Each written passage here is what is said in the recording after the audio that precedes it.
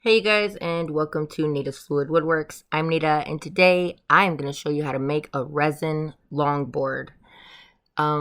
These are about 38 inches long. They go up to, I think the longest one I ever made was 44 inches. First things first, we are going to flatten out our wood. The flattening jig that I'm using is from Stone Coat Countertops. The router is from Triton. I love this router and this setup, though I do have a new one that I'm going to be setting up soon. It's dustless, so I am so excited for that, but I'm just waiting for the new house. So all the products that I use will be linked in the description. All the tools, all the epoxy, everything, the trucks, the wheels, everything. So here I'm starting out by making the frame, and this is what I'm going to pour in. This is going to keep all the resin inside while it's liquid form and just keep everything together. I'm just using 1x2s for that. You can really pretty much use anything for a frame as long as you put like some kind of barrier between the frame and where the resin's going to meet. So I cut the piece of wood in half, and that is going to allow for the river in the middle. Here I'm just cutting everything down to size, and that will allow for the river. So I'm actually thinking about in the future looking into a new saw right here. This is one of my first ones. It worked good. I need something a little bit more precise. So I think I'm going to be looking for a new saw.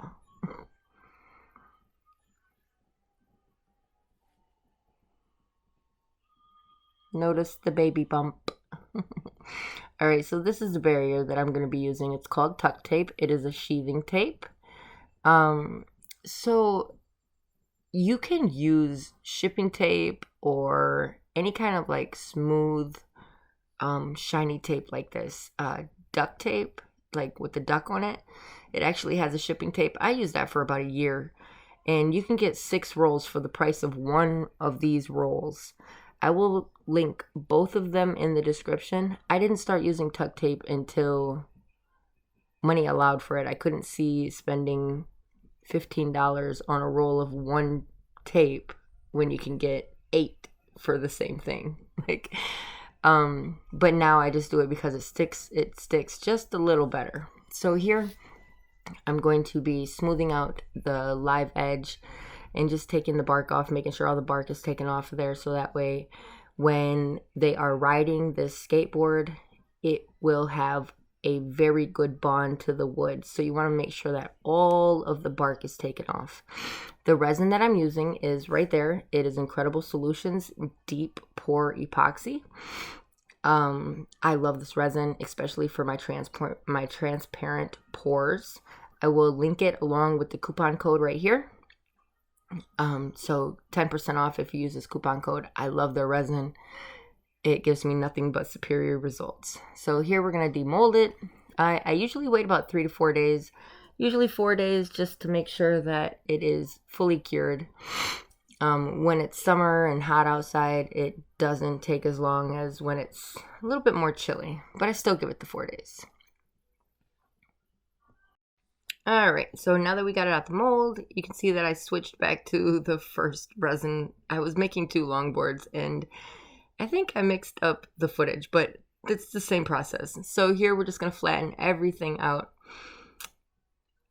Again, take out any inconsistencies, and this is going to allow for a smooth ride. So if you don't know how to flatten wood, I suggest you watch a video. I'll card it up in the top. It's how to flatten wood slabs, and it's super easy. You can, if you don't want to buy your slab flattening jig, you don't have to. You can make one out of 2x4s or something like that. So this is how I make the template to cut my longboard. I just take a piece of paper. This is the paper that I just use. I buy a big roll of it, and then I just use it for templates and things like that. And then I usually make them out of MDF. So you fold it in half, and I'm grabbing a template, but this is too short. This isn't going to work for me, but it is going to give me the general shape. So the reason that you're folding it in half is so that way you can get equal sides, like both sides are mirrored. So here you see me. I kept breaking. It was hot outside and it was like melted. It was a wax pencil. Okay, so make sure that it doesn't move. It is a pin. This is a pintail cruiser. That's the kind of longboard that I'm making. So it is going to have the pintail. So here I'm just cutting it out. So everything I make on one side will be symmetrical on the other side. Excuse me for the hiccups. It will be symmetrical on the other side because it is folded in half. Like in school when you make them little paper hearts and snowflakes and stuff like that. That's what this is. Just like that. All right, so get it on your wood. And then I'm just going to trace around it. And this is like actually one of my favorite parts. This is where everything just starts to come together and look like a longboard. So I just take, you see I'm taking like that crayon, that waxy yellow crayon, and I'm just going around it and just marking where the template starts and stops. And this will allow me to see what I'm doing over at the bandsaw.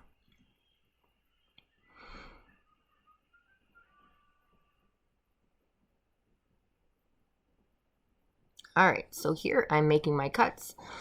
Try to get, see, I like using my bandsaw for the cuts like this, but I also like having, and I use my bandsaw regardless, I like having a template made out of MDF just because there's like less sanding and less things like that. But this was not the regular size that I do, so I was unable to, I just didn't want to make a template. I just wanted to go ahead and get this done because I had a couple of them to make. So I was just trying to get my cuts close, but not too close. All right. And yes, this bandsaw is a beast. I was going to get the Laguna, but I'm not going to lie. This one popped up on my, I do got to clean the rust off of there, but this thing is a freaking beast. It's a resaw bandsaw, and I still might get the Laguna though. I'm not sure yet. All right, you guys, so this is the general shape. We're going to go and cut the pintail with the jigsaw right now.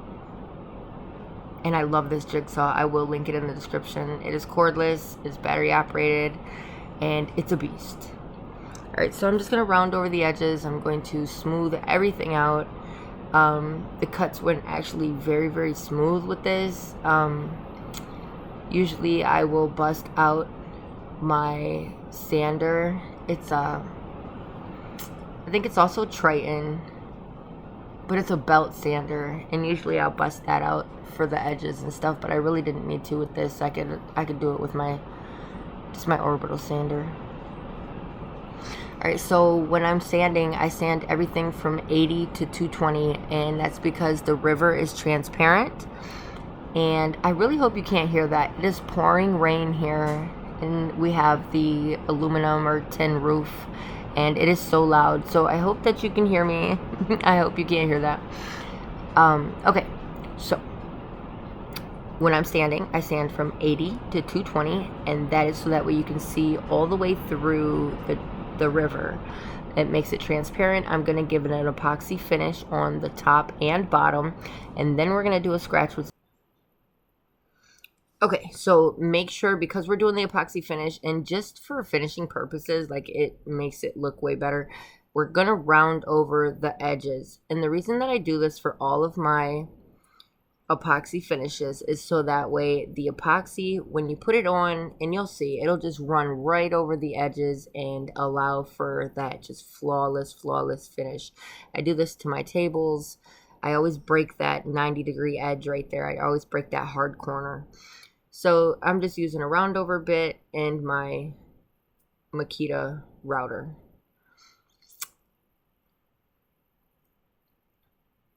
It's dirty. but it's so satisfying. About you or All right, so here we're gonna do our first seal coat. Seal coats, if you don't know how to do an epoxy finish, I will link the video to how to get a perfect epoxy finish. It's really, really easy, guys. I think people make it a lot harder than what it needs to be.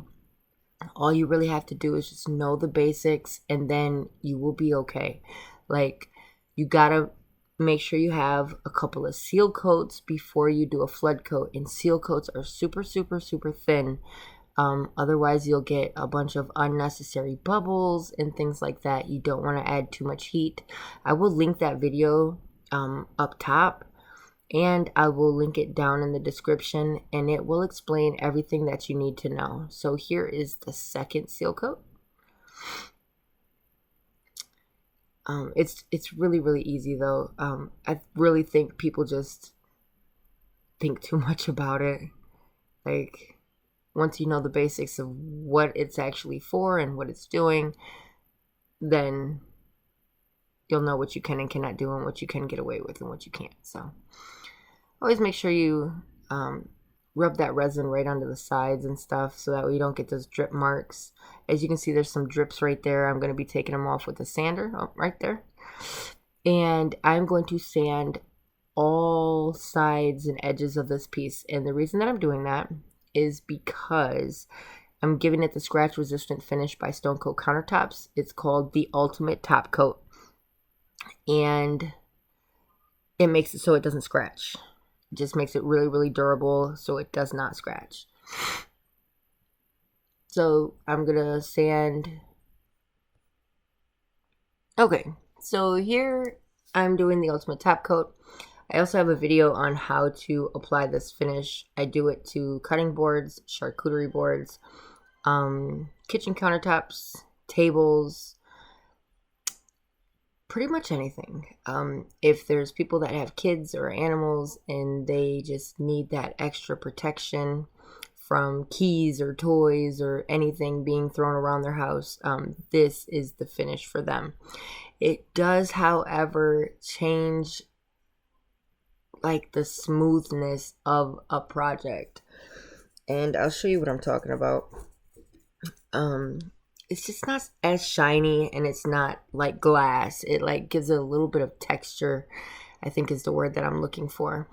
So you wet roll and then dry roll this on, and like I said, I have a video I'll link down below, and if you're interested in how to use this product, but it is from Stone Coat Countertops. So